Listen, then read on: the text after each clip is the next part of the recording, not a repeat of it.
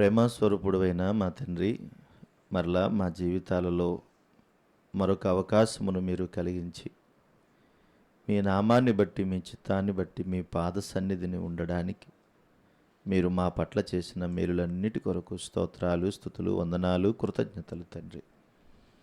ఈ ఉదయకాల సమయంలో మరలా ప్రభా, ఈ మంచి అవకాశమును మీరు కలిగించారు. మంచి ఆరాధకులుగా మేము ఉండాలని మీరు ఆరాటపడుతుండగా, మీ నామాన్ని బట్టి నిరంతరము ప్రభా నీ మాటల చేత మమ్మల్ని పోషిస్తున్నందుకు స్తోత్రాలు. ఈ రెండవ వర్తమానములో మరొక సందర్భాన్ని ప్రభా మేము జ్ఞాపకం చేసుకుంటుండగా, మా అందరితో మీరు మాట్లాడండి, మీ మహిమ కొరకు మమ్మల్ని వాడుకొనండి. మీరు మాత్రమే మహిమ పొందమని క్రీస్తు యేసు నామములో అడుగుచున్నాము తండ్రి, ఆమేన్. ఇక్కడ దేవుని రాజ్యం అనగానే ఇది క్రీస్తు యొక్క సామ్రాజ్యం. ఈ క్రీస్తు యొక్క రాజ్యము కంటికి కనిపించేది కాదు. ఎందుకంటే ప్రజలందరూ రకరకాలుగా మాట్లాడుకున్న ఒక విచిత్రమైనటువంటి సందర్భంగా, ఒక మర్మంగా కనిపిస్తూ ఉంటుంది. ఎందుకు అనంటే, దేవుని రాజ్యమును గూర్చి ఆ రోజుల్లో కూడా శిష్యులు మాట్లాడినప్పుడు కూడా చాలా సంగతులు వాళ్ళకు కూడా డౌట్ వచ్చింది, అనేక అనుమానాలు వచ్చాయి వాళ్ళకు కూడా. అయితే ఆ రోజుల్లో యేసుక్రీస్తు ప్రభువారు కూడా కొన్ని విషయాలు జ్ఞాపకం చేశారు ఆయన. ఒకసారి లూకా సువార్త 17వ అధ్యాయం, లూకా సువార్త 17వ అధ్యాయం 20-21 వచనాలు చదువుకుందాం చూడండి. లూకా సువార్త 17వ అధ్యాయము 20-21 వచనాలు. దేవుని రాజ్యం ఎప్పుడు వచ్చునని పరిసయ్యులు ఆయనను అడిగినప్పుడు ఆయన, దేవుని రాజ్యము ప్రత్యక్షముగా రాదు, ఎందుకనగా ఇదిగో దేవుని రాజ్యము మీ మధ్యనే ఉన్నది గనుక ఇదిగో ఇక్కడ అక్కడ అని చెప్పడానికి వీలు పడదని వారికి ఉత్తరమిచ్చెను అన్నాడు. దేవుని రాజ్యం ఎక్కడుంది అనేటువంటి ప్రశ్న వాళ్ళకు వచ్చింది ఆ రోజుల్లో. వాళ్ళకు కూడా, అంటే వాళ్ళు కూడా మనలాంటి సామాన్యమైన మనుషులే కాబట్టి వాళ్ళకి ఆ అనుమానం వచ్చింది. అయితే దేవుని రాజ్యం ఎక్కడ అక్కడ అని చెప్పడానికి ఎందుకు వీలు లేదు అంటే, దేవుని రాజ్యము ఈ ప్రపంచమంతా కూడా వ్యాపించి ఉంది, అది మన మధ్యలోనే ఉంది. అందుకనే యేసుక్రీస్తు ప్రభువారు ప్రశ్నిస్తున్నప్పుడు, పిలాతు ప్రశ్నిస్తున్నప్పుడు ఆయన మాట్లాడిన సందర్భం కూడా చూడండి ఒకసారి. యోహాను సువార్త 18వ అధ్యాయము, గడిచిన వారం కూడా ఒకసారి జ్ఞాపకం చేశాను నేను. 36వ వచన భాగాన్ని ఒకసారి చూద్దాం. చూడండి, తీసుకోండి మీ బైబిల్ చూడండి. యోహాను సువార్త 18వ అధ్యాయం 36వ వచన భాగం. యేసు, నా రాజ్యము ఈ లోక సంబంధమైనది కాదు, నా రాజ్యము ఈ లోక సంబంధమైనదైతే నేను యూదులకు అప్పగింపబడకుండునట్లు నా సేవకులు పోరాడుదురు గాని నా రాజ్యము ఇహ సంబంధమైనది కాదు అనెను. ఇది ఇహ సంబంధమైనది కాదు, కానీ రాజ్యం అంటే ఉందా అంటే ఉంది. మరి ఈ లోక సంబంధము కానటువంటి ఈ రాజ్యం ఎక్కడుంది అంటే మన మధ్యలోనే ఉంది. ఇప్పుడు ప్రస్తుతం మనం ఎక్కడ నివాసం ఉంటున్నాం? పరలోకంలోనా, భూమి మీద ఉన్నామా? భూమి మీద ఉన్నామంటే భూమి మీద ఉన్నటువంటి రాజ్యంలోనే ఉన్నాం కదా, మనం బ్రతుకుతున్నాం కదా. భూమి మీద ఉన్నటువంటి ఈ రాజ్యములోనే, ఈ మానవ రాజ్యములోనే పరలోక రాజ్యం కూడా ఉంది, అంటే దేవుని రాజ్యం. ఆ దేవుని రాజ్యంలోనే ఇప్పుడు మన అందరం ఉన్నాం. ఎందుకు ఇది ఎప్పుడు స్థాపించబడుతుందని చెప్పాను నేను గడిచిన కాలంలో. దానియేలు గ్రంథములో 2వ అధ్యాయము 44వ వచన భాగాన్ని కూడా మరలా జ్ఞాపకం చేస్తున్నాను చూడండి, మనకు అవసరం ఇప్పుడు. దానియేలు గ్రంథము 2వ అధ్యాయము 44వ వచన భాగంలో ఇలాగనుంది. ఆ రాజ్యముల కాలం అంటే ఏ రాజుల కాలంలో? బబులోను రాజు అయిపోయాడు, మాదీయ పారసీక సామ్రాజ్యం అయిపోయింది, గ్రీకు సామ్రాజ్యం అయిపోయింది, తర్వాత రోమా సామ్రాజ్యం వచ్చేసింది. ఈ రోమా సామ్రాజ్య కాలంలోనే పరలోకమందున్న దేవుడు ఒక రాజ్యము స్థాపించును అన్నాడు. ఏ రాజులు అంటే రోమా ప్రభుత్వ కాలంలోనే. యేసుక్రీస్తు ప్రభువారు ఎప్పుడు పుట్టారనుకుంటున్నారు? రోమా ప్రభుత్వ కాలంలోనే యేసుక్రీస్తు ప్రభువారు పుట్టారు. ఇదంతా చరిత్ర, కళ్ళకు ఎదురుగుండా కనబడుతున్న చరిత్ర. ఎక్కడో దాయడానికి అవకాశం లేదు. ఆసియా ఖండంలో భూమికి నట్ట నడుమ మధ్యలో ఉన్న ఒక బెత్లెహేము ప్రాంతంలో పుట్టాడు. భూమికి సెంటర్ పాయింట్ బెత్లెహేము ప్రాంతం, భూమికే సెంటర్ పాయింట్. ఆ సెంటర్ పాయింట్లో ఉంది బెత్లెహేం. ఆ బెత్లెహేములో యేసుక్రీస్తు ప్రభువారు పుట్టారు ఈ భూమి మీద. కనుక ఇది దాచుకోవడానికి ఏమీ లేదు, ఇది అంతగా ఓపెనే, ఇదంతా ఓపెన్గా ఉండేదే. అబద్ధాల పుట్ట అంతకన్నా కాదు. ఎందుకంటే కళ్ళకి ఎదురుగుండా కనబడుతున్నటువంటి వాస్తవాలు ఉన్నాయి. అయితే వీటి మధ్యలో దేవుని రాజ్యం విస్తరించబడిందన్న సంగతి మాత్రం తెలియదు. అదే ప్రాబ్లం, సమస్య. కనుక ఈ దేవుని రాజ్యము దానికి ఎన్నటికీ నాశనము కలగదు. ఆ రాజ్యము దాన్ని పొందిన వారికి గాక మరెవరికి చెందదు. అది ముందు చెప్పిన రాజ్యములన్నింటినీ పగలగొట్టి నిర్మూలము చేయును గాని అది యుగ యుగముల వరకు నిలుచును అన్నాడు. ఎప్పుడు దాకా ఉంటుంది ఇది? యుగముల వరకు నిలుచును. అంటే ఆకాశము భూమి గతించును కానీ ప్రభువారు చెప్పిన మాట, నా మాటలు ఎంత మాత్రమునో గతించమన్నాడు. అంటే ఏంటన్నమాట? దేవుని రాజ్యము గతించిపోయేది కాదు. దేవుని రాజ్యము గతించిపోయేది కాదు, అది యుగముల వరకు నిలిచేది. చాలా విచిత్రంగా లేదా మరి? కంటికి కనిపిస్తుందా అంటే కనబట్టలేదు. పోనీ దానికి ఒక రాజు ఇక్కడ ఏమైనా కనబడుతున్నాడంటే మనకు కనబట్టలేదు. ఏం కావాలి? కనుక ఇక్కడున్నటువంటి సందర్భాన్ని బట్టి అదే దానియేలు గ్రంథము 7వ అధ్యాయము 14 వచ్చిన భాగం కూడా చూడండి. 7వ అధ్యాయము 14 వచ్చిన భాగం. అమ్మ, సకల జనులను, రాష్ట్రములను, ఆయా భాషలు మాట్లాడువారును ఆయనను సేవించున్నట్లు ప్రభుత్వమును మహిమయు ఆధిపత్యమును ఆయనకీయబడెను. ఆయన ప్రభుత్వము శాశ్వతమైనది, అది ఎన్నటికి తొలగిపోదు. ఆయన రాజ్యము ఎప్పుడునూ లయము కాదు. ఈ రాజ్యానికి అధిపతి ఎవరంటే యేసుక్రీస్తు ప్రభువారు. ఈ రాజ్యము ఎక్కడుందంటే మన మధ్యనే ఉంది. కానీ ఈ రాజ్యమునకు శాశ్వతమైనటువంటి రాజ్యము గనుక దీనికి ఇది లయమైపోయేది కాదు, నాశనం అయిపోయేది కాదు. అది ఎన్నటెన్నటికి నివాసం ఉండేది, నిలిచి ఉండేది. ఆయన ప్రభుత్వము శాశ్వతమైనది అన్నాడు.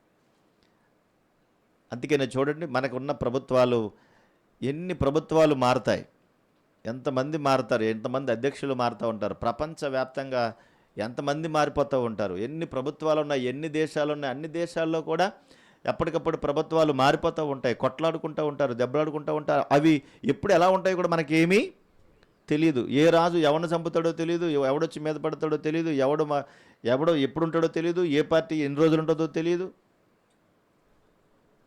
అది అశాశ్వతమైనది, లయమైపోయేది, స్థిరంగా ఉండేది కాదు. కానీ ఈ రాజ్యము కంటికి కనబడనిది. మనుషులైతే కనిపించవచ్చేమో కానీ కనబడనటువంటి దేవుని రాజ్యానికి అధిపతి యేసుక్రీస్తు ప్రభువారు. కనుక ఇది క్రీస్తు యొక్క సామ్రాజ్యం. ఇది ఎవరిదంట? క్రీస్తు సామ్రాజ్యం. విచిత్రం ఏంటంటే చాలామందికి ఈ క్రీస్తు రాజ్యంలో ఉన్నామన్న సంగతి కూడా తెలీదు. మీరు ఎక్కడికి వెళ్తున్నారంటే ఫలానా అంటాం, ఎక్కడున్నారంటే ఫలానా అంటాం. కానీ యేసుక్రీస్తు అనే రాజు నాకున్నాడు. ఆ రాజు యొక్క రాజ్యములో నేను ఒక అధిపతిగా ఉన్నాను,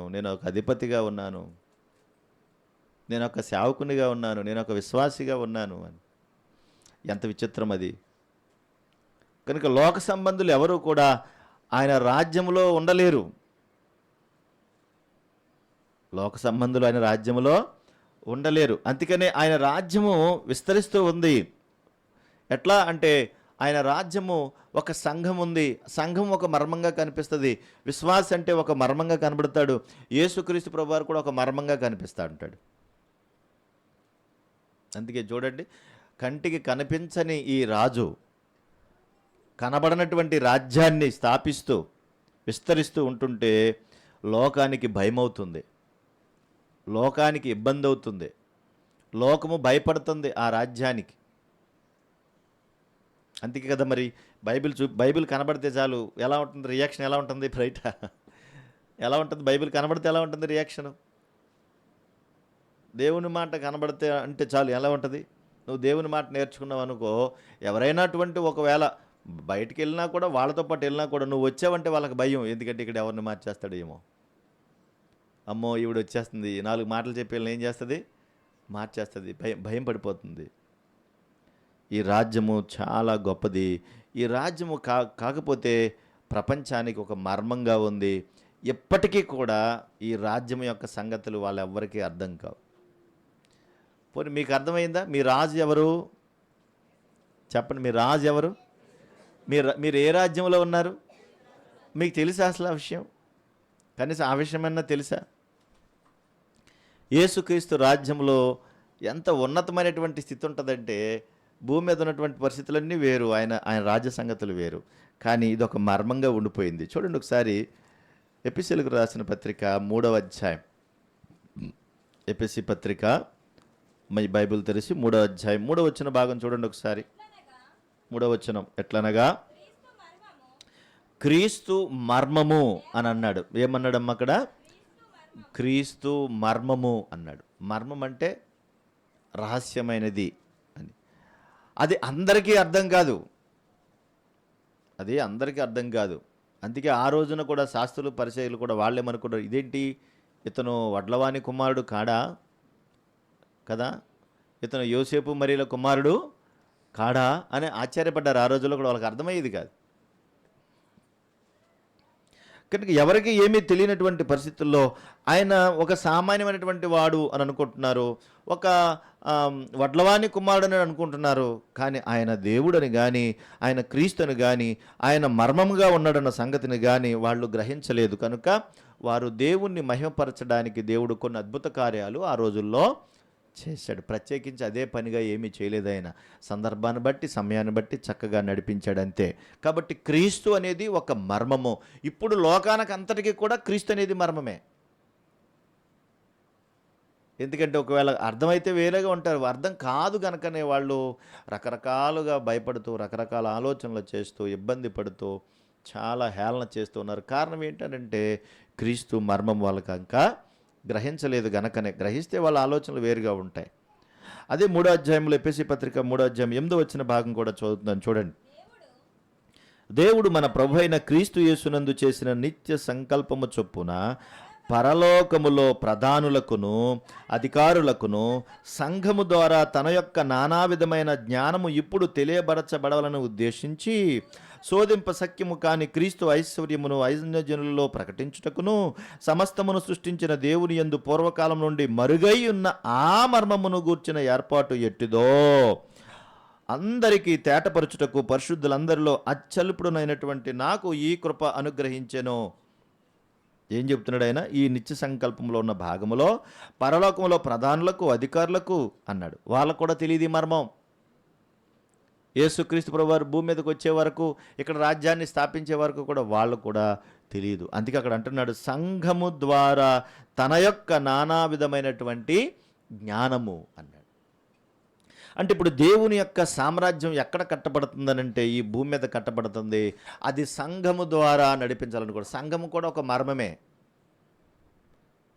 క్రీస్తు యొక్క సంఘము కూడా ఒక మర్మమే. ఇది తెలియక ఈ రోజున ఏమవుతుందనంటే మీ సంఘం వేరు, మా సంఘం వేరు, మీ పద్ధతులు వేరు, మా పద్ధతులు వేరు, మీ ఆరాధన వేరు, మా ఆరాధన వేరు. కానీ అందరూ నమ్మేది ఒకే క్రీస్తుని, అందరూ పట్టుకునేది ఒకే బైబిల్ని. ఎందుకు ఈ వ్యత్యాసం ఏంటంటే క్రీస్తు యొక్క సంఘ మర్మము అర్థం కాకపోవడం వల్ల అది మర్మంగా ఉంది. ఇప్పటికీ చాలామందికి తెలియదు క్రీస్తు సంఘం అంటే. చాలామంది ఏంటి సంఘం అంటే ఏమనుకుంటారంటే అక్కడికి వెళ్తే మనకు అద్భుతాలు జరుగుతాయి, అక్కడికి వెళ్తే మనకు తలపోట్లు తగ్గిపోతాయి, అక్కడికి వెళ్తే మనకు అన్నీ కలిసి వస్తాయి, అక్కడికి వెళ్తే మన ఆస్తి ఒకేసారి 4 ఎంతలో పెరిగిపోతుంది, చిన్న మేడ ఉంటే పెద్ద మేడ కట్టుకోవచ్చు, పిల్లలు లేకపోతే పిల్లలు పుడతారు, అక్కడ ప్రార్థన చేసి అట్టిపళ్ళు ఇస్తారు, అక్కడ ప్రార్థన చేసి నూనె డబ్బాలు ఇస్తారు, ఇలా చేసుకుంటే మన ఆరోగ్యం కూడా బాగుంటుంది, మనకి ఏ జబ్బు ఉండదు. వీళ్ళకి సంఘం అర్థమైనట్టేనా? చెప్పరే. ఇలాంటి వాళ్ళందరికీ సంఘం అర్థమైందా? నువ్వు సంఘానికి ఎందుకు వెళ్తున్నావు అని అడగండి. ఎప్పుడో ఒకసారి ఇలాగ జరిగింది, మా అమ్మాయి పెళ్ళి కుదిరింది, అప్పటి నుంచి నాకు గురి కుదిరింది, కాబట్టి నేను ఇప్పుడు ఎక్కడికి వెళ్తున్నాను? సంఘానికి వెళ్తున్నాను. ఓహో, నువ్వు అందుకు వెళ్తున్నావా సంఘానికి అని. కాబట్టి ఇప్పటికీ ఈ సంఘ మర్మం ఇప్పటికీ చాలామందికి తెలియదు. ఎందుకు నువ్వు సంఘ సహవాసంలో ఉన్నావంటే తెలియదు, ఎందుకు క్రీస్తుని నమ్ముకున్నావంటే తెలియదు. అలాంటి అమాయకపు ప్రజల మధ్యలో సంఘం నడుస్తుంది. అందుకని వాళ్ళందరూ క్రీస్తు రాజ్య సంబంధాలు ఏమీ కాదు. ఎందుకంటే సమయం వచ్చినప్పుడు వీళ్ళందరూ ఏమైపోతారంటే మొత్తం తేలిపోతారు. ఇది కనుక ఇప్పుడు కూడా ఈ దేవుని రాజ్యంలో అందరూ ఉన్నామనుకున్నటువంటి భ్రమలో ఉన్నారు. శుక్రవారం కూడా జ్ఞాపకం చేశాను. భ్రమలో బ్రతుకుతున్నారు. నువ్వు ప్రభుని నమ్ముకున్నావా అంటే ప్రభులోనే ఉన్నావు అంటున్నారు. ఓహో, నువ్వు ప్రభులోనే ఉన్నావా అంటే, అవును నేను ప్రభులోనే ఉన్నావంటున్నారు. యేసుక్రీస్తులో ఉన్నాను, సంఘంలో ఉన్నాను, సహవాసంలో వెళ్తున్నాను అంటున్నారు. అందుకే కొట్లాడుకుంటున్నారు. మరణాత అనేవాడికి హల్లెలూయా అంటే నచ్చదు, హల్లెలూయా అనేవాడికి ప్రైజ్ లార్డ్ అంటే నచ్చదు. మరి ఎలాగా? ఎలా బ్రతకాలి? ఎలా ఉండాలి? కనుక ఇలాంటి పరిస్థితులన్నీ సంఘ సహవాసంలో ఉన్నాయి. కాబట్టి సంఘం అనేటువంటి ఒక మర్మాన్ని, క్రీస్తు అనేటువంటి ఒక మర్మాన్ని దేవుడు చక్కగా జాయిన్ చేశాడు. అయితే దేవుని రాజ్యంలో జాయిన్ అవ్వడానికి అర్హతలు ఏంటనుకుంటున్నారు? రాజ్యానికి జాయిన్ అవ్వడానికి ఏంటి అనంటే, యోహాను సువార్త 3వ అధ్యాయము 3వ వచన భాగం చూడండి. యోహాను సువార్త 3వ అధ్యాయం 3వ వచనం. యోహాను సువార్త 3వ అధ్యాయం 3వ వచనం. అందుకు యేసు అతనితో, ఒకడు క్రొత్తగా జన్మించితేనే, 3వ వచనం. అందుకు యేసు అతనితో, ఒకడు క్రొత్తగా జన్మించితేనే గాని అతడు దేవుని రాజ్యమును చూడలేడు. దేవుని రాజ్యమును చూడాలంటే ఎలా జన్మించాలంట? క్రొత్తగా జన్మించమంటున్నాడు. క్రొత్తగా ఆల్రెడీ అమ్మ కడుపులోంచి పుట్టేసాం కదా మనం భూమి మీద, మళ్ళీ ఎలా పుడతాం? అదే డౌట్ నికోదేముకు కూడా వచ్చేసింది. ఇదేంటి ప్రభు అలాగ అంటావు, మళ్ళీ కడుపులో పెట్టాలా? అక్కడ అంటాడు చూడండి, ముసలివాడైన మనుషులు ఎలాగూ జన్మింపగలడు, రెండవ మారు తల్లి గర్భములో ప్రవేశించి జన్మింపగలడా అని అడుగుతున్నాడు నికోదేము. ఇదేంటి ప్రభా, దేవుని రాజ్యంలో ప్రవేశించాలంటే ఆల్రెడీ భూమి మీదకి వచ్చేసాను, నేను ముసలోని అయిపోతున్నాను, మరలా నేను పుట్టాలంటే ఎలా పుడతాను ప్రభా అంటున్నాడు. భలేటుడు పోయి నువ్వు బోధకుడుగా ఉన్నావు, అక్కడ పరిసయుడుగా ఉన్నావు, చక్కగా ఈ విషయాలు నువ్వు బోధకుడుగా ఉండి కూడా ఇశ్రాయేలు జాతికి ఈ విషయం కూడా నీకు తెలియదా అని అంటూ 6వ వచనం చూడండి. శరీర మూలముగా జన్మించినది శరీరమును, ఆత్మ మూలముగా జన్మించినది ఆత్మనై ఉన్నాడు. ఓరు నాయనా, నువ్వు మరలా జన్మించాలంటే ఏంటదని అర్థము? శరీర మూలంగా జన్మించేది శరీరము, ఆత్మ మూలంగా జన్మించేది. ఇప్పుడు యేసుక్రీస్తు ప్రభువారు ఈ భూమి మీదకి వచ్చిన నాట నుండి కూడా సువార్తను ప్రకటిస్తూ ఉన్నారు. అయితే మన ఆది ప్రారంభం మనకు ఎలా జరిగింది? మనం ఎలా పుట్టాము? మన ఆది తండ్రి ఎలా పుట్టారు? చెప్పండి అమ్మా. నేల మంటితో నరుని నిర్మాణం అంటే ఒక శరీరం తయారైంది. కానీ అందులో ఏం లేదంటే జీవం లేదు కదా, ఆత్మ లేదు కదా. ఇప్పుడు దేవుడు ఏం చేశాడు? తన ఆత్మను ప్రవేశపెట్టాడు, శరీరము తయారు చేశాడు, ఆత్మను ప్రవేశపెట్టాడు. ఇప్పుడు మన శరీరం ఇప్పుడు ఎందులోంచి వచ్చింది? శరీరం ఎందులో తయారైంది? మట్టిలోంచి. మళ్ళీ మన ఆది తండ్రి మట్టిలో తయారయ్యాడు. మనం ఎక్కడ తయారయ్యాం? తల్లి గర్భంలో మనం తయారయ్యామంటే, తల్లి గర్భంలో మనం తయారయ్యాం, ఈ శరీరం అంతా అక్కడ తయారైంది. కానీ లోపల ఉన్న ఆత్మ మాత్రం ఎక్కడి నుంచి వచ్చింది అంటే, ఎన్ని కోట్ల ఆత్మలను దేవుడు పెట్టాడు చూడండి మన లోపల. ఎన్ని కోట్ల ఆత్మలు ఉన్నాయి. ఇక్కడ ఎంతమంది ఉన్నావో అన్ని ఆత్మలు ఉన్నాయి. కానీ అన్ని శరీరాలు కూడా తల్లి గర్భంలోనే తయారయ్యాయి. ఇప్పుడు ఆ ఆత్మకు నూతనత్వం రావాలి, ఆ ఆత్మకు మార్పు రావాలి. అందుకనే శరీరం ఏం చేసింది అక్కడ అంటున్నాడు? శరీరం మూలంగా జన్మించింది శరీరం అంటే ఇది, ఆత్మ మూలంగా జన్మించింది ఆత్మ. కాబట్టి మీరు క్రొత్తగా జన్మింపవాలని నేను మీతో చెప్పినందుకు ఆశ్చర్యపడొద్దు. గాలి తనకిష్టమైనట్టు చోటు విసురును, నీవు దాని శబ్దం వింటావే కానీ ఎక్కడ నుంచి వచ్చినా నీకు తెలియదు. అలాగే ఆత్మ మూలముగా జన్మించిన ప్రతివాడును అలాగనే ఉన్నాడు అంటున్నాడు. ఆత్మ మూలంగా జన్మించిన ప్రతివాడు కూడా అలాగే ఉన్నాడు. అంటే ఏం చెప్తున్నాడు అని అంటే, క్రొత్తగా జన్మించాలి అన్నాడు. దేవుని రాజ్యములోనికి వచ్చేవాళ్ళు క్రొత్తగా జన్మించాలి. ఇప్పుడు ఈ వ్యక్తికి ఏమైపోయింది? పొలం కొనుక్కుందాం అనుకున్నాడు, పొలం వ్యవసాయం చేసుకుంటున్నాడు, మరొక పొలంలో వ్యవసాయం చేసుకుందామని వెళ్ళాడు. కానీ అనుకోకుండా ఏం దొరికింది అతనికి? గొప్ప ధననిధి దొరికింది. అదే కదా మనం చదువుకున్న ఉపమానం. గొప్ప ధననిధి దొరికింది. మరి ఈ ధననిధి ఊరికనేనా అంటే, ఊరికనే కాదు అక్కడ పరిస్థితి. తనలో మార్పు కలగాలి. ఇప్పుడు తన యొక్క ఆత్మీయ స్థితి మారాలంటే క్రొత్తగా జన్మించాలి. క్రొత్తగా జన్మించే అనుభవంలోనికి వెళ్ళడానికి ఏం చేశాడంటే, అక్కడ ఉన్నటువంటి తన పొలాన్ని అమ్మేశాడు, తనకున్న ఆస్తిపాస్తులు అమ్మేశాడు, అన్నీ అమ్మేసి ఏ పొలం అయితే కొనుక్కుందామని అక్కడికి వెళ్ళాడు. మీరు అర్థం చేసుకోవాలి. ఇప్పుడు మీరు అర్థం చేసుకోవాలి, దేవుని రాజ్యంలోనికి వస్తే ఎలా ఉంటుందనంటే, కలిగినదంతా అమ్మేశాడంటండి. కలిగినదంతా అమ్మేశాడు. అదే కదా 13:44 చదవండి. ఇప్పుడు మళ్ళీ చూద్దాం, మళ్ళీ ఒకసారి మళ్ళీ ఇక్కడికి వచ్చేద్దాం. 13:44 పరలోక రాజ్యము పొలములో దాచబడిన ధనమును పోలి ఉన్నది. ఒక మనుషుడు దాన్ని కనుగొన్నాడట. ఎవరిని కనుగొన్నాడంటే ముందు ఫస్ట్ దేవుని రాజ్యాన్ని కనుగొన్నాడు. అతను కనుగొని దాచిపెట్టాడు.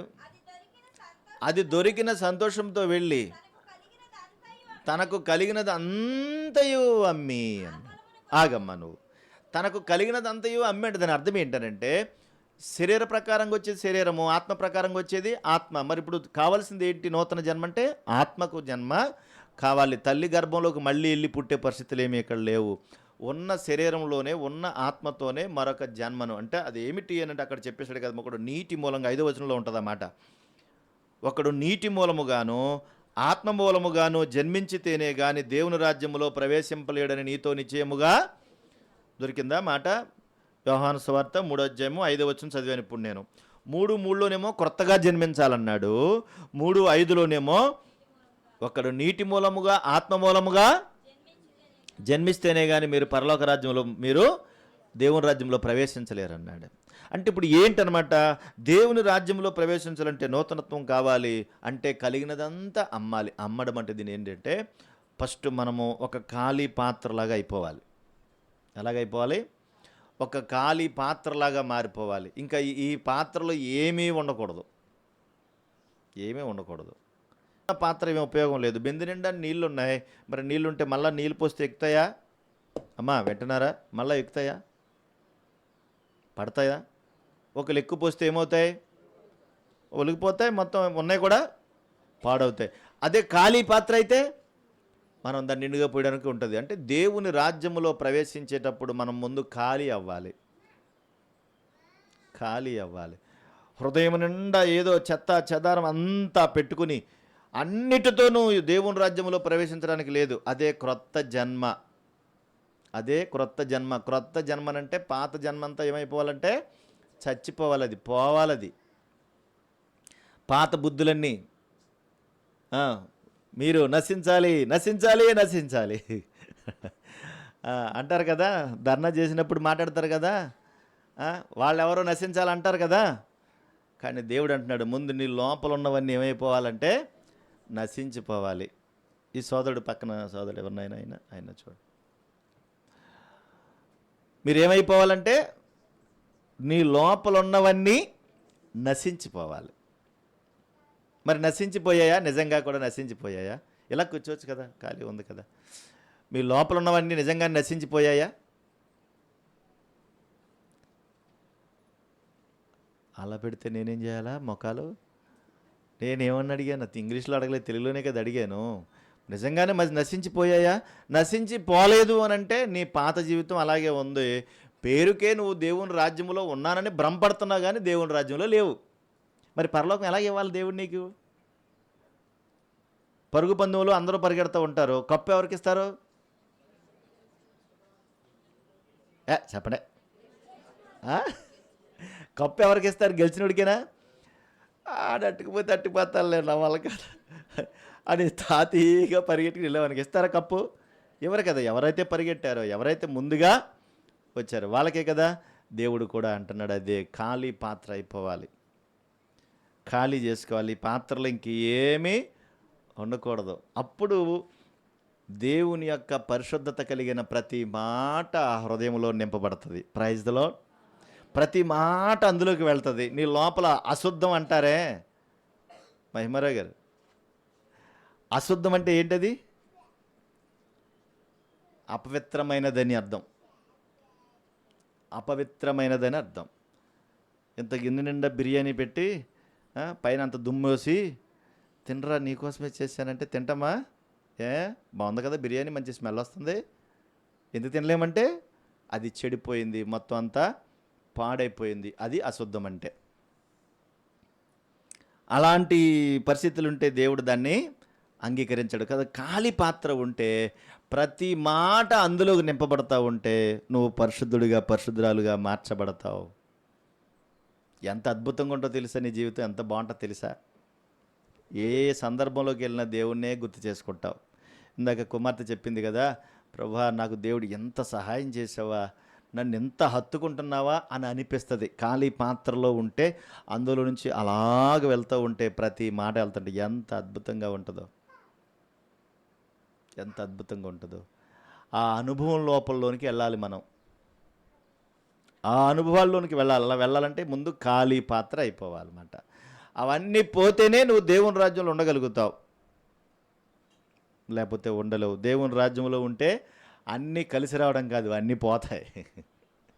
మనం ఏమనుకుంటాం అంటే అన్నీ ప్రభుని నమ్ముకున్నానండి, నాకు అన్నీ కలిసి వచ్చినాయి అంట. చాలా తప్పు. ఎవరితో అలా చెప్పక, ఇప్పుడు అలా చెప్పకు. అది దేవుని రాజ్యం కాదు. ఒకవేళ ప్రభు నాకు ఇది బాగుందంటే, ప్రభు కృప వల్ల బాగున్నానమ్మా, ప్రభు కృప వల్ల ఏదో తింటున్నానమ్మా, ప్రభు కృప వల్ల బతుకుతున్నానమ్మా అని చెప్పు.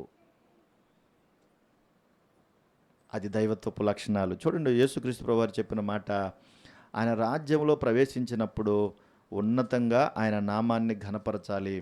18వ అధ్యాయము, మత్తయి సువార్త 18వ అధ్యాయము 3వ వచన భాగం చూడండి. 1వ వచనం దగ్గర చదవండి పోని.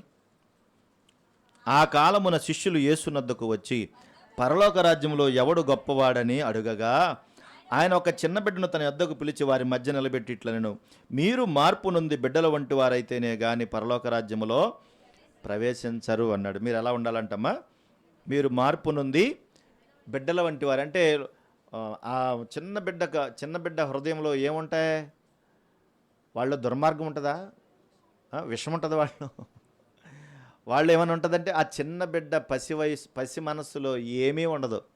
పాలితే తాగుతాడు, ఆకలితే ఏడుస్తాడు, గట్టిగా నవ్వుతే నవ్వుతాడు, వాడికి అర్థం కాని భాషలో ఏంటేంటో చెప్తూ ఉంటాడు, కానీ వాడి మనసులో ఏమీ ఉండదు, అంటే ఖాళీగా ఉంటాడు. అందుకే ప్రభు అంటున్నాడు, దేవుని రాజ్యంలో ప్రవేశించాలనుకునే వాళ్ళు ఈ చిన్న బిడ్డ మనస్సు వాళ్ళకే ఉండాలి. మీరు మార్పు నుండి బిడ్డల వంటి వారైతేనే కానీ పరలోక రాజ్యములో మీరు ప్రవేశించరు అన్నాడు. 4వ వచనంలో, ఈ బిడ్డ వలె తన్ను తాను తగ్గించుకుని వాడెవడో వాడే పరలోక రాజ్యములో గొప్పవాడు. చూడండి, ఇప్పుడు మానవ రాజ్యానికి దేవుని రాజ్యానికి సంబంధం ఉందా అమ్మా? అర్థమవుతుంది తల్లి? మానవ రాజ్యంలో ఎలాంటివి ఉంటాయి? దండేసి దండం పెట్టకపోతే చంపేస్తాడే మనన్నాడు. ముందు అర్జెంట్ గాడికి దండేసి దండం పెట్టేయాలి కదా. అన్ని హెచ్చింపు గుణాలే ఉంటాయి, తగ్గించుకునే అవకాశాలే ఉండవు. ప్రతి విధమైనటువంటి దుర్మార్గపు హేయమైనటువంటి క్రియలన్నీ ఉంటాయి. అతని హృదయం నుండా కూడా భయంకరమైన స్థితి ఉంటుంది. అది మానవ రాజ్యం. కానీ దేవుని రాజ్యంలోకి వస్తే హృదయం అంతా ఖాళీ చేసి ఆయనకి ఇవ్వాలి. చూడండి ఎంత అద్భుతంగా ఉందో. అంతేకాదు, ఈ దేవుని యొక్క రాజ్యంలోనికి మనుషులందరూ కూడా ఈనాటికి ఇప్పటికీ కూడా లోకాసువార్త 16వ అధ్యాయం 14 వచ్చిన భాగాన్ని చదువుదాం. లోకాసువార్త 16 అధ్యాయం 14. ను ఎరుగును, మనుషులలో ఘనముగా ఎంచబడినది దేవుని దృష్టికి అసహ్యం అన్నాడు. ఏంటి కారణం? అది మనుషుల దృష్టిలో ఎలా కనబడుతున్నారంట? నీతిమంతులుగా కనిపిస్తూ ఉన్నారు, కానీ మీరు పరలోక రాజ్యంలో ఉండలేరు అంటున్నాడు. ఆ పై మాటలన్నీ కొన్ని విషయాలు చెప్తే యేసుక్రీస్తు ప్రభువారిని వారు వ్యతిరేకించిన దానిని బట్టే ప్రభు మాట చెప్పారు. కారణం ఏంటంటే చూడండి, యోహాన కాలం వరకు ధర్మశాస్త్రము ప్రవక్తలు ఉన్నారు. అప్పటి నుండి దేవుని రాజ్య సువార్త ప్రకటించబడుతున్నది. ప్రతివాడు ఆ రాజ్యములో బలవంతముగా జ్వరబడుచున్నాడు. ఏ రాజ్యములో? దేవుని రాజ్యములో బలవంతంగా జ్వరబడుతున్నారంటే వీళ్ళ కారణం ఏంటంటే, మేము కూడా దేవుని రాజ్యంలో ఉన్నాం అంటారు. మీరు ప్రభుని నమ్ముకున్నారా అంటే, మేము కూడా ప్రభుని నమ్ముకున్నాం అంటున్నారు. మరి ప్రభుని నమ్ముకున్నప్పుడు లోకంలో ఏం పని? నీకు వెంబడిస్తున్నావో తెలియదు, ఎవరు కూడా ప్రయాణిస్తున్నావో తెలియదు, ఏ పని చేస్తున్నావో తెలియదు, పేరుకు మాత్రం ఎక్కడ ఉంటున్నావు? నేను కూడా దేవుని రాజ్యంలో ఉన్నాను, క్రీస్తు సంఘంలో ఉన్నాను, క్రీస్తుతో పాటు ఉన్నానని భ్రమపడుతున్నావు. కానీ నువ్వు చేసే పనులన్నీ కూడా లోక సంబంధమైనవి చేస్తున్నావు. అందుకనే యేసుక్రీస్తు ప్రభువు అక్కడ అంటున్నాడు, ప్రతి వాడు కూడా దేవుని రాజ్యములో బలవంతంగా జ్వరబడుచున్నాడు అంటున్నాడు. బలవంతంగా జ్వరబడుతున్నాడు. కానీ ఆలోచించాలి, ఇప్పుడు ఏమండి, అందరికీ బళ్ళిచ్చి నీకు బల్లారాధన ఇవ్వలేదనుకో, ఏమంటావు? ఎందుకేవో నాకు బల్ల నువ్వు అంటావు. అతనికి వెళ్ళి కూర్చొని సరదాగా సంతోషంగా తిరిగి కాలక్షేపం చేసేది కానే కాదు. దేవుని రాజ్యంలో ఉంటే అన్నిటినీ పోగొట్టుకోవాల్సి వస్తుంది. మన దేవుని దాసులు సోదరుడు వెళ్ళిపోయాడు. ఆయన వెళ్ళిపోయినప్పుడు ఆయన దేవుని రాజ్యం కొరకు అన్నిటినీ పోగొట్టుకున్నాడు, అన్నిటినీ విడిచిపెట్టాడు, ఆఖరికి తన ప్రాణాన్నే పోగొట్టుకున్నాడు. దేవుని రాజ్యం కొరకు బ్రతికితే అన్నీ సంపాదించుకోవడం కాదు, అన్నిటినీ పోగొట్టుకుంటాం. ఎందుకు అనంటే ఈ లోకానికి దానికి పడదు కనుక. ఇది మనకు అర్థం కాక నేను కూడా అందులోనే ఉన్నానంటున్నావు, కానీ దేవుని కొరకు ఏదైనా కలగగానే వెంటనే వెళ్ళిపోతున్నావు.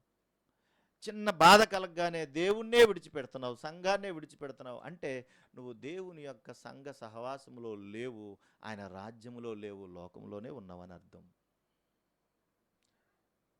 చాలా మంచి విషయాలు. మరి నీకు ఎంతవరకు అర్థమైందో నాకు తెలియదు, కానీ మనం మాత్రం ఆలోచించాలి. కనుక క్రొత్తగా జన్మించేటువంటి అనుభవంలో ఉన్నవారు దేవుని రాజ్యంలో ఉన్నతంగా బ్రతుకుతారు. నువ్వు బలవంతంగా జ్వరబడ్డావా, హృదయపూర్వకంగా దేవునిలో ఉన్నావా అర్థం చేసుకోవాలి. చూడండి, ఇప్పుడు మానవ రాజ్యము ఎంత భయంకరమైనటువంటి పరిస్థితో, కానీ ఆ మానవ రాజ్యములోనే దేవుని రాజ్యం కట్టబడుతుంది. అందరూ ఒక చోట కనిపిస్తూ ఉంటారు, చాలామంది ఒక చోట కనిపిస్తూ ఉంటారు, కానీ అందులో కూడా మన వాళ్ళు ఉన్నారంటాం అప్పుడప్పుడు కదా, అందులో కూడా మన వాళ్ళు ఉన్నారంటాం.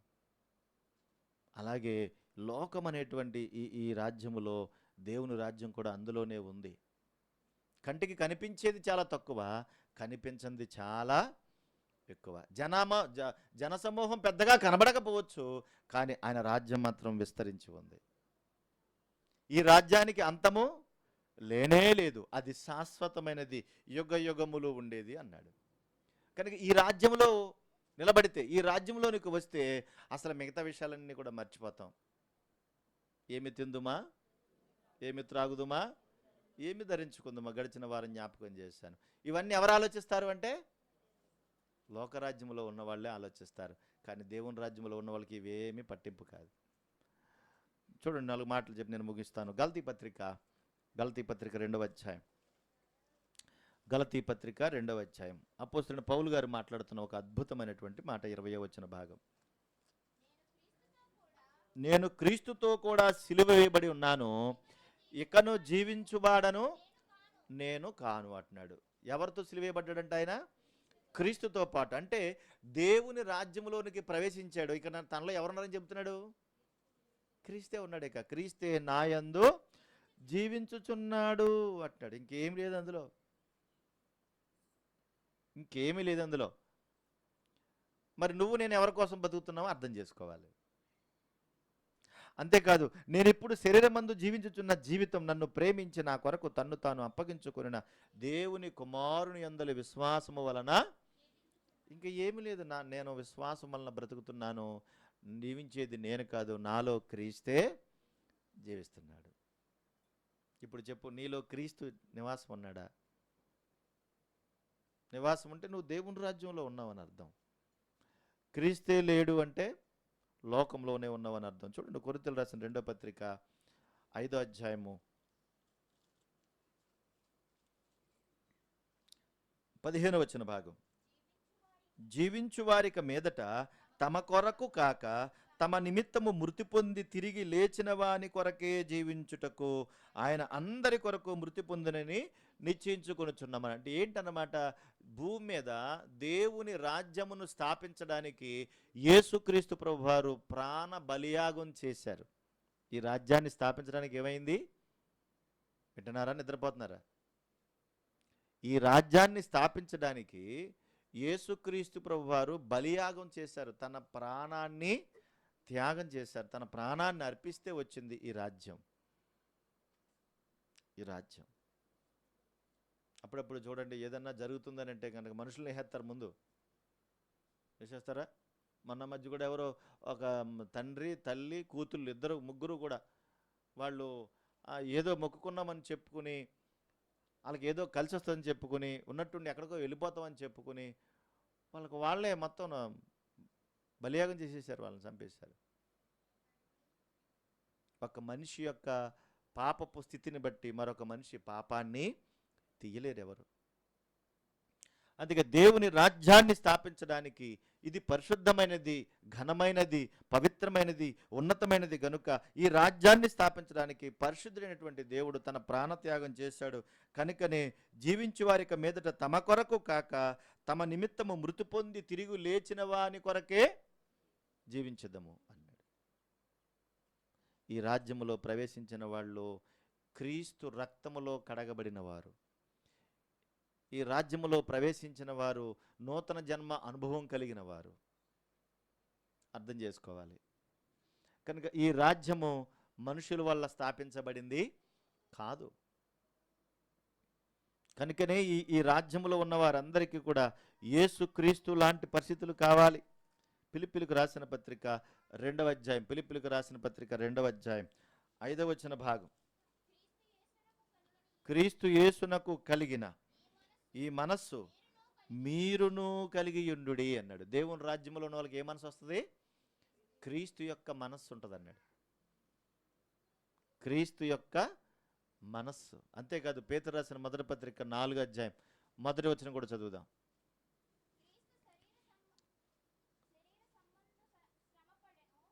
క్రీస్తు శరీరమందు శ్రమపడెను గనుక మీరును అట్టి మనస్సును ఆయుధముగా ధరించుకోండి అన్నాడు. ఆయన శరీరమందు శ్రమపడినంటే దేవుని రాజ్యములో ఉన్న వాళ్ళందరూ ఏమనుభవిస్తారు? శ్రమలు అనుభవిస్తారు. యేసుక్రీస్తు ప్రభువారు ఈ రాజ్యాన్ని స్థాపించడానికి ఎన్నో శ్రమలు అనుభవించాడు. ఆయన బాధలు అనుభవించాడు. ఆయన కోడాలతో కొట్టారు ఆయన్ని. అందరూ వచ్చి కాండ్రించి ఉమ్మూసారు ఆయన్ని. ఈపు మీద పిడిగుద్దురు గుద్దారు ఆయన్ని. పైన నెత్తి మీద ముళ్ళు కిరీటం పెట్టి గట్టిగా నొక్కారు, రక్తాలు వచ్చేలాగా. కోడాలతో కొట్టారు ఆయన్ని. వీటన్నిటిని కూడా ఓపికగా భరించాడు. కారణం ఏంటంటే ఆయన రాజ్య స్థాపన కొరకు తన రక్త తర్పణ చేశాడు. ఇది మనకు అర్థం అవ్వాలి. అందుకే ఆయన మనస్సు ఏంటంటే క్రీస్తు శరీరమందు ఏం చేశాడు? ఆయన శ్రమపడ్డంటే ఎంత శ్రమపడి మనకి ఈ రాజ్యాన్ని ఇచ్చాడో. కాబట్టి మనము ఆ రాజ్యంలో ఉన్నప్పుడు మనము కూడా ఆ శ్రమను కలిగినటువంటి శరీరాన్ని, అలాంటి మనస్సును ఆయుధంగా ధరించమన్నాడు. అలాంటి మనస్సును ఆయుధంగా ధరించమన్నాడు. దేవుని కొరకు ఏమన్నా శ్రమ అనుభవించావు ఎప్పుడన్నా? దేవుని కొరకు ఏదైనా శ్రమ అనుభవించావా? లేదంటే నువ్వు దేవుని నమ్ముకున్నావా అని అంటారేమోనని ఎవరికి తెలియకుండా ఏదో పెద్ద మహారాజులాగా, మహారాణిలాగా చాలామంది అవుతున్నావా? దేవుని కొరకు ఏమనుభవించావు? ప్రశ్న వేసుకోవాలి కదా. నా అంతటి నేను ప్రశ్నించుకోవాలి, మీ అంతటి మీరు ప్రశ్నించుకోవాలి. మేము ఇంట్లోకి అద్దెంటికి వెళ్ళినప్పుడు ముందు చెప్పేవాళ్ళం, మేము ప్రభుని నమ్ముకున్నామండి, యేసుక్రీస్తు ప్రభుని నమ్ముకున్నామండి, మేము మా ఇల్లు అద్దెకిస్తారా మాకు ఇల్లు? అబ్బే వీళ్ళకి ఇవ్వండి అనేవారు. వెరీ గుడ్, సంతోషం, వచ్చేసేవాళ్ళు. చిన్నది కాదు పెద్దది కాదు, ప్రతి దానికి వ్యతిరేకించేటువంటి సందర్భాలు ఉంటాయి. చిన్న విషయం జ్ఞాపకం చేశానంటే, నువ్వు ప్రభువుని నమ్ముకున్నందుకు ప్రభు కొరకు నువ్వు ఏమి శ్రమ అనుభవించావు చెప్పు. ప్రశ్న. మరి నువ్వు దేవుని రాజ్యంలో ఉన్నానని ఎలా భ్రమపడుతున్నావు?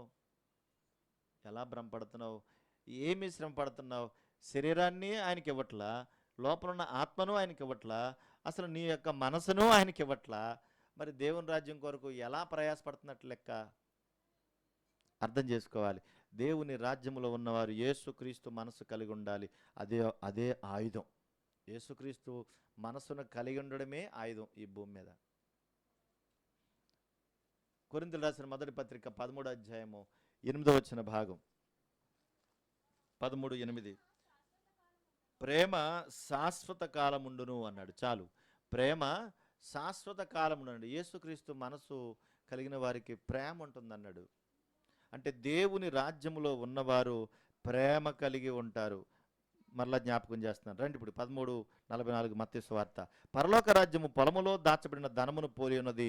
ఒక మనుషుడు దాన్ని కనుగొని దాచిపెట్టి అది దొరికిన సంతోషముతో వెళ్ళి తనకు కలిగినదంతయు అమ్మి ఆ పొలమును సంపాదించుకున్నాడు. అంటే తనకు కలిగినదంతయు అమ్మంటే ఉన్నదంతా పోగొట్టుకున్న కారణం ఏంటంటే ఆ ధనాన్ని సంపాదించుకోవడానికి. అంటే ప్రభువును సంపాదించుకోవడానికి ఏం చేశాడంటే అన్నిటినీ ఏం చేశాడు? ఆయన అన్నిటినీ విడిచిపెట్టాడంటే ప్రభువును సంపాదించుకో. ఎంత పౌరుషంతో మాట్లాడంటే, స్టెఫెను మాట్లాడిన మాటలు వస్తే అసలు ఒక్కొక్కడికి మనకు కూడా పౌరుషం రావాలి. చూడండి ఆ మాటలు ఒకసారి చదువుదామా? చదవాలి, అది కూడా చదవాలి. 7వ అధ్యాయము అపొస్తలుల కార్యములు. ప్రధాన యాజకుడు ఈ మాటలు నిజమేనా అని అడిగాను. అందుకు స్టెఫెను చెప్పినదేమనగా, సహోదరులారా, తండ్రులారా, వినుడి అని అబ్రహాము పుట్టిన పుట్టుపూర్వోత్తరాలు మొదలుకొని 400 సంవత్సరాల చరిత్ర అంతా చెప్పేశాడు ఒక ప్రసంగంలో.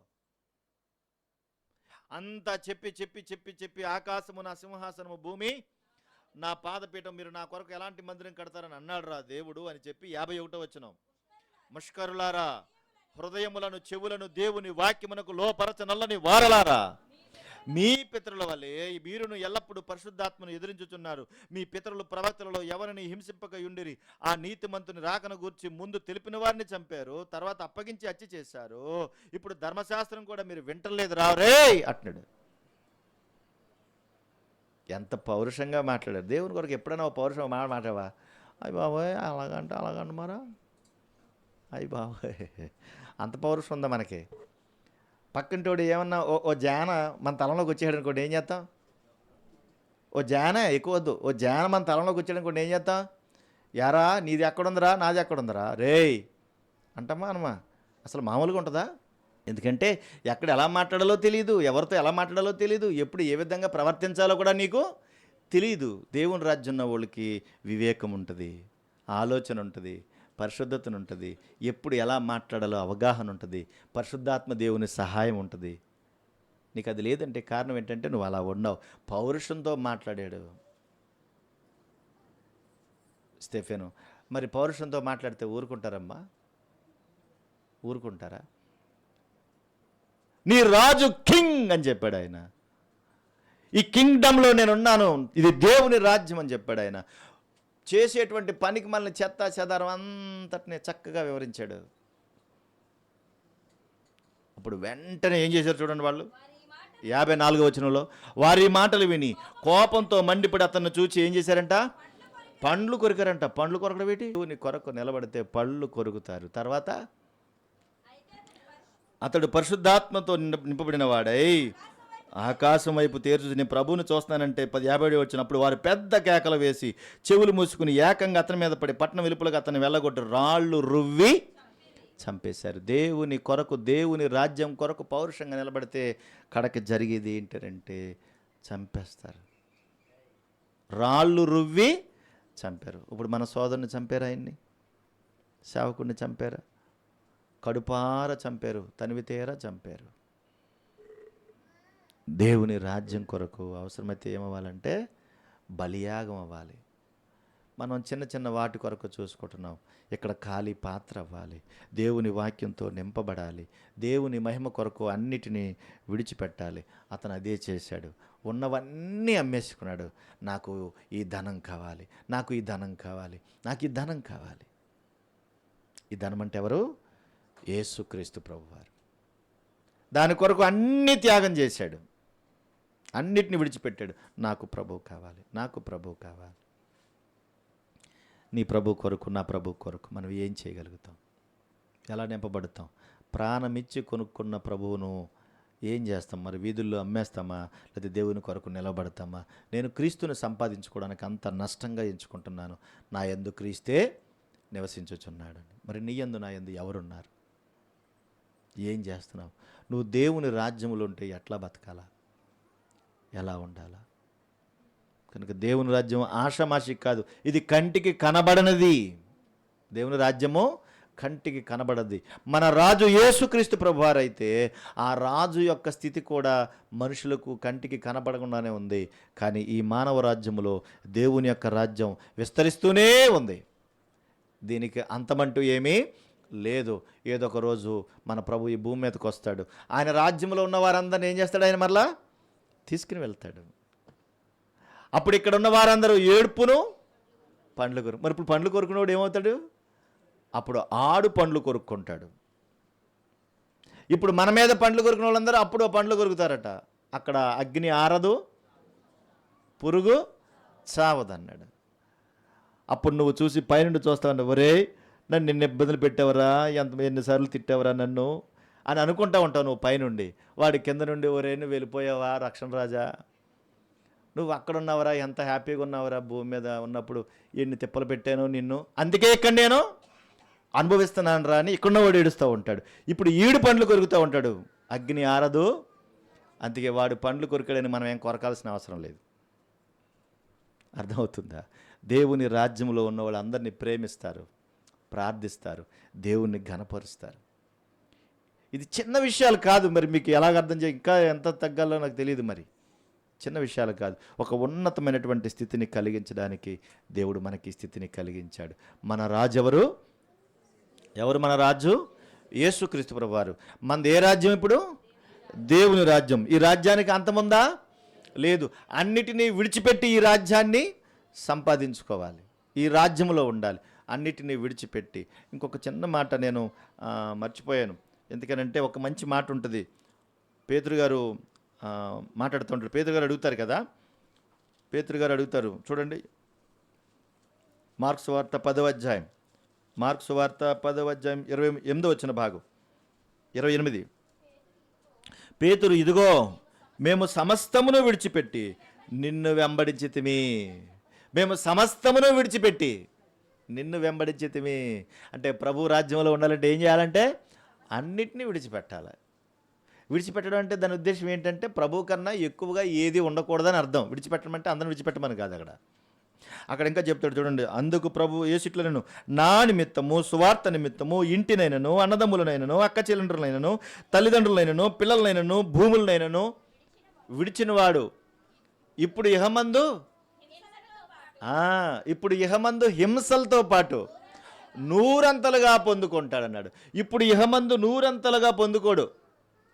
ఇహమందు కలిగే ఏంటంటే హింసలే.